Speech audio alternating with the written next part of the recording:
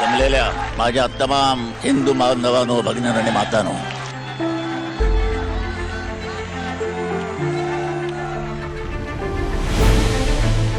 तो बेळगाव, कारवार, भालकी, बिदर सगळे मिळून असा एक मोठा आपला महाराष्ट्र उभा राहायला पाहिजे.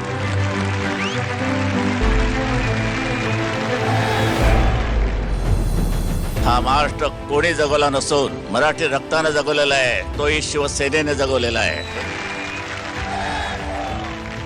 हा शिवरायाचा भगवा झेंडा, हिंदुत्वाचा भगवा झेंडा, शिवसेनेचा भगवा झेंडा हाती घेतल्यानंतर खाली ठेवायचा नसतो. जे पवित्र काम असतं ते काम करायला चुकून देऊ नका. ती मुंबई महानगरपालिका सुद्धा शिवसेनेच्या हातातून जाऊन द्यायची नाही. कोणीतरी वारसाच्या नात्यानं कोणीतरी पुढे न्यायला पाहिजे. तुमच्यातनं काही उभे राहिले पाहिजे. अभिमानी मराठी उभे राहिले पाहिजेत.